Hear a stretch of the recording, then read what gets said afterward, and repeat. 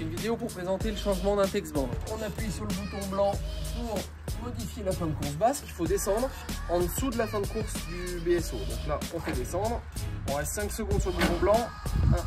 1, 2, 3, 4, 5. Voilà, je l'arrête. Donc là, maintenant, je vais tenir le textband ici. Je vais descendre petit à petit.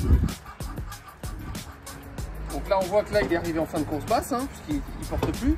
À l'intérieur de cette cage ici, là, à cet endroit-là, là, on voit que c'est noir au fond.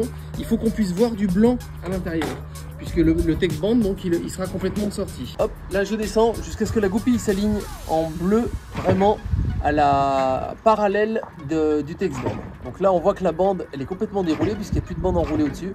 Et là, je suis aligné en partie basse. On a sorti le textband un peu plus que ce qu'il nous faut pour que le tour mort soit déroulé complètement. On va enlever la goupille. Voilà. J'ai défait la goupille. On peut sortir le textband. On va incliner les lames à 90 degrés. Il va falloir ouvrir la lame finale. Donc là, on prend une espèce de cale en plastique. Hop. Tac. On vient se glisser entre le joint et la lame.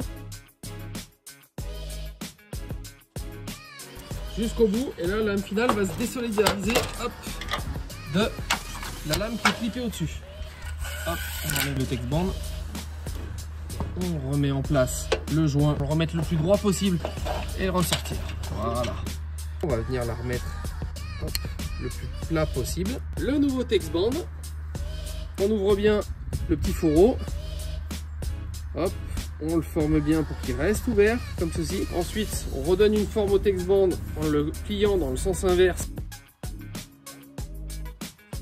pour qu'il se tienne bien droit.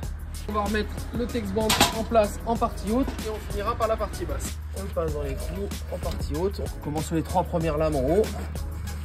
Et ensuite, on fermera le BSO, ce qui maintiendra le textband en position. Hop, voilà, je le sors un petit peu. Je viens fermer les lames et ensuite le but c'est d'aller venir le remettre en lieu et place de là où il était. On rentre à l'intérieur du culbuteur et on va devoir monter dans la cage qui est prévue pour. Une fois qu'on pense être dedans, on maintient le textband, on prend la goupille.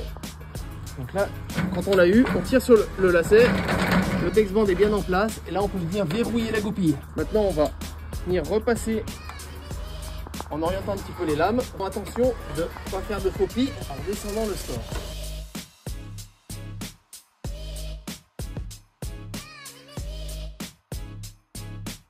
Et on descend jusqu'à la lame finale.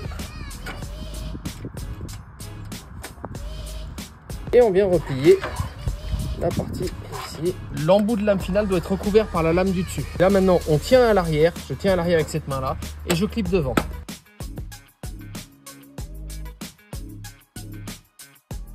Le store est en place, on va le remonter, le textband est bien en place, tout fonctionne correctement. On ne va pas oublier de régler la fin de course basse puisqu'on l'a déréglée.